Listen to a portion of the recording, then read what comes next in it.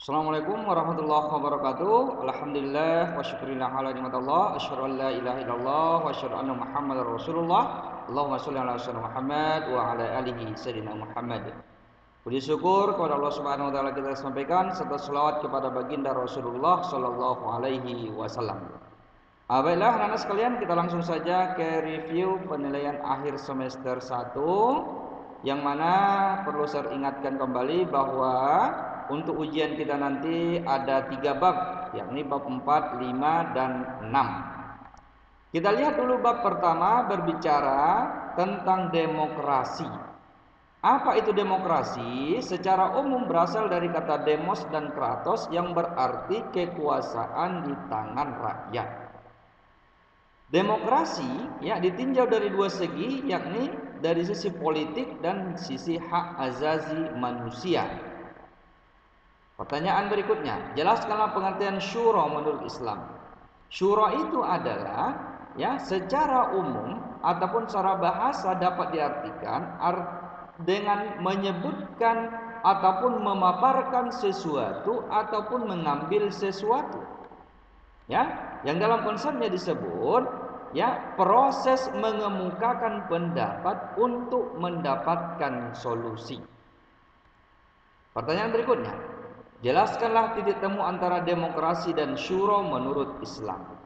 Titik temunya adalah syura merupakan kebebasan dalam berekspresi dan menyalurkan pendapat, sedangkan demokrasi menyoal nilai-nilai penghormatan terhadap individu atau golongan. Artinya, antara syura dan demokrasi dalam konsep Islam adalah sangat sejalan dan sangat didukung dalam konsep syariat Islam. Pertanyaan berikut, jelaskanlah periodisasi sejarah Islam. Periodisasi sejarah Islam itu secara umum dibagi kepada beberapa bagian.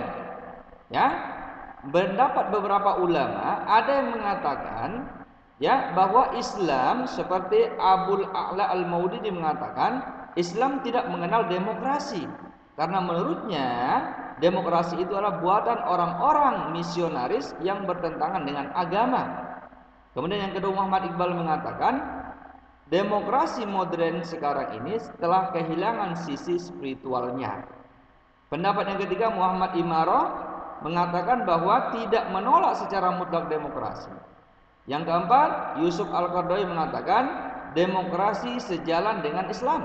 Dan yang kelima, Salim Alil Al-Bahrani mengatakan demokrasi mengandung sisi yang baik dan tidak bertentangan dengan Islam. Pertanyaan berikutnya mengenai tentang menyembah Allah sebagai ungkapan rasa syukur. Pertanyaan, jelaskanlah ayat yang menerangkan tentang nikmat Allah.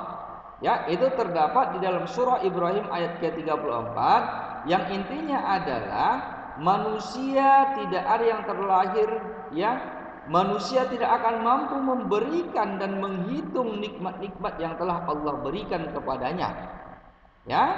Sesungguhnya manusia itu sangat zalim dan sangat mengingkari nikmat-nikmat dari Allah Subhanahu wa taala.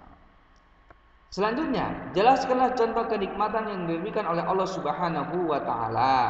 Contoh kecilnya adalah tidak ada manusia yang tidak ada menyadari nikmat kesehatan. Manusia merasakan betapa nikmat kesehatan itu ketika mereka dilanda atau diuji dengan kesakitan ataupun kekurangan nilai kesehatannya. Kemudian semua anak terlahir dari seorang ibu, banyak yang melupakan jasa orang tuanya. Mereka berbuat aniaya terhadap orang tuanya, menghina, bahkan ada yang membunuhnya. Ini dicontohkan di dalam surah Luqman ayat ke-14, memerintahkan kepada manusia, kepada seorang anak untuk berbuat baik kepada kedua orang tuanya. Wa wassaynal insan biwalidaini hamalathu ummuhu wahnan ala wahnin. Disebutkan di dalam surah Luqman ayat ke-14. Pertanyaan berikutnya adalah, jelaskanlah makna surah Luqman ayat 14 dan hadis tentang bersyukur.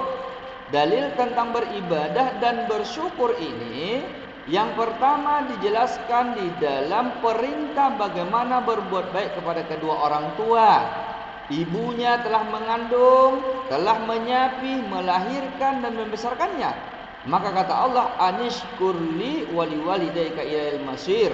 Bersyukurlah kepada kedua orang tuamu dan bersyukurlah hanya kepadakulah engkau akan kembali, kata Allah.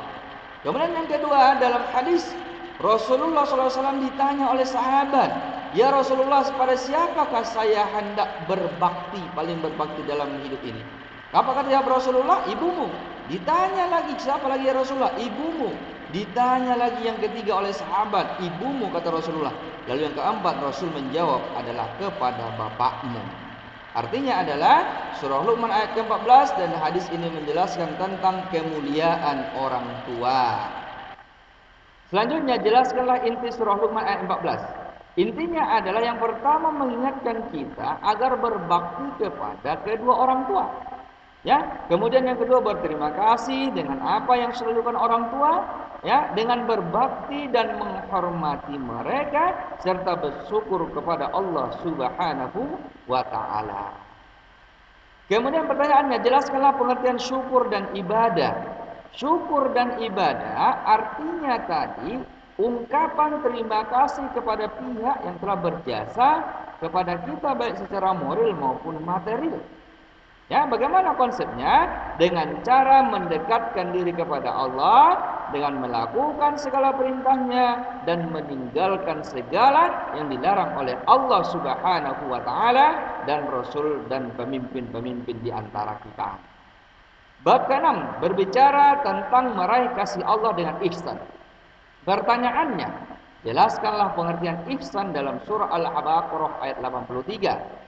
Yang mana menjelaskan Al-Baqarah ayat 83 ini adalah mendefinisikan ihsan itu menyembah Allah Subhanahu wa taala seolah-olah melihatnya, dan jika tidak mampu membayangkan melihatnya, maka membayangkan bahwa sesungguhnya Allah Subhanahu wa taala melihat dan menyaksikan segala perbuatan kita, atau dikenallah dengan istilah ikhlas. Pertanyaan berikutnya adalah, jelaskanlah pengertian cara berperilaku ihsan pada Allah Subhanahu wa taala. Ihsan kepada Allah berarti adalah dengan cara beribadah dan menghambakan diri kepadanya, dibuktikan dengan menjalankan segala perintahnya dan meninggalkan segala larangannya. Pertanyaan berikut, jelaskanlah pembagian ihsan. Ihsan dibagi kepada yang pertama kepada orang tua, kepada karib kerabat, kepada anak yatim, kepada fakir miskin, kepada sesama manusia dan alam. Pertanyaan berikut, ya, dijelaskan apa sebenarnya konsep berbuat baik kepada sesama manusia, yakni adalah dengan cara menghormati dan menghargai hak-hak azazi manusia dan kesamaan dalam konsep hidup di dunia ini. Barangkali anak-anak sekalian, demikianlah pembahasan kita tentang review ini. Mudah-mudahan ini bisa memperkuat persiapan kalian dalam melaksanakan atau menghadapi ujian. Maka daripada itu saya ingatkan, semakin ditambah ilmu pengetahuannya, semakin diperdalam, semoga anak-anak sekalian semakin bisa untuk mengisi dan menjawab pertanyaan-pertanyaan nantinya. Demikian saja, lebih kurang mohon maaf. Wassalamualaikum warahmatullahi wabarakatuh.